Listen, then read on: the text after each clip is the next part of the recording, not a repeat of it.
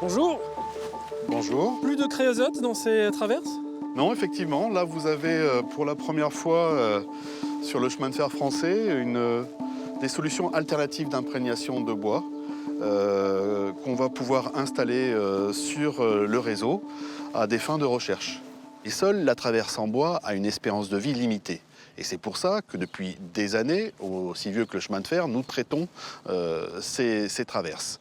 La relation de SNCF avec la créosote est historique. C'est un produit issu de la distillation du goudron de houille qui est aujourd'hui classé par l'Union européenne comme étant cancérigène et toxique. Et c'est pour ça que SNCF s'est engagé maintenant depuis plus de 5 ans dans un programme de recherche industrielle assez important pour trouver des alternatives à ce produit. Ça fait plus de 3 millions d'euros que nous investissons pour avoir des gages de certitude quant à la pérennité du bois dans le futur. Également, sur le site de Bretenoux, pas moins de 4 à 6 millions d'euros seront utilisés à la modernisation une fois qu'on aura sélectionné les produits du futur. Bonjour. Bonjour. Alors, il y a des expérimentations sur les voies aujourd'hui. Oui, c'est ça. Aujourd'hui, on est à Pierre-Latte et on a sécurisé 2 km de voies pour pouvoir faire des prélèvements sur les traverses, à la fois des prélèvements de bois directement dans les traverses et des prélèvements de sol autour des traverses. Dans le projet de recherche d'alternatives à la créosote, on a 3 volets essentiels. Premièrement, il y a le volet test en laboratoire qui permet de valider l'efficacité des produits de préservation par rapport aux agents de dégradation du bois. Ensuite, on a les tests qui sont réalisés donc, sur des traverses en chambre climatique où on fait un vieillissement accéléré. L'objectif de ce vieillissement accéléré, c'est de simuler l'action du climat, à savoir les intempéries et le rayonnement solaire. Et du coup, ici, on est sur ce qu'on appelle les essais de champ. Donc, c'est des essais en conditions réelles. Alors vous faites des trous. Oui.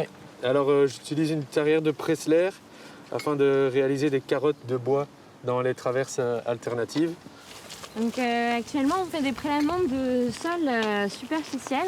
Notre but de l'étude, c'est de trouver un autre biocide pour vérifier en fait son potentiel de lixiviation, c'est-à-dire s'il pleut, s'il y a quoi que ce soit, est-ce que finalement on va retrouver ce biocide dans les sols et donc potentiellement dans les eaux souterraines. 15 chantiers ont été sélectionnés à travers tout le territoire. Sur ces 15 chantiers, on a réparti à peu près 15 000 traverses qui ont donc toutes été traitées avec ces différentes alternatives. Alors ici, j'ai pu retrouver la traverse numéro 5652 grâce à sa géolocalisation. Donc l'objectif, c'est de pouvoir revenir voir les traverses quelques années après et d'évaluer le degré de dégradation du bois et voir si le produit de préservation est efficace.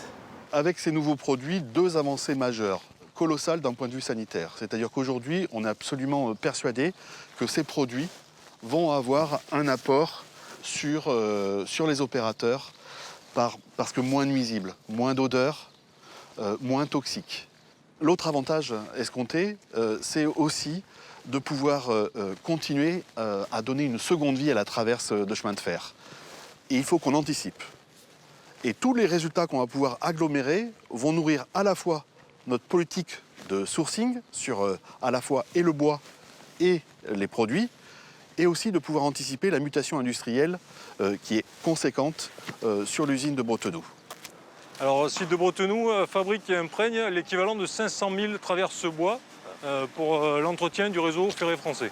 Alors, en 2024 s'achèvera la mutation industrielle du site avec la mise en service d'une nouvelle ligne d'imprégnation qui sera capable de traiter les bois avec tous les futurs produits alternatifs à la créosote. Est-ce que c'est demain ce nouveau traitement? Alors demain, sûrement pas, parce qu'aujourd'hui, les conditions de mise sur le marché ne sont pas réunies. Il faut qu'on attende à la fois les résultats que nous allons avoir et une certaine stabilité du marché pour pouvoir engager notre mutation industrielle. C'est pour ça que l'usine fera partie des usines les plus modernes d'Europe quand on aura des certitudes quant aux produits qu'elle sera susceptible d'accueillir. Et on vise ça d'ici 3-4 ans, sachant qu'il nous faut 1 an de travaux pour moderniser le site industriel.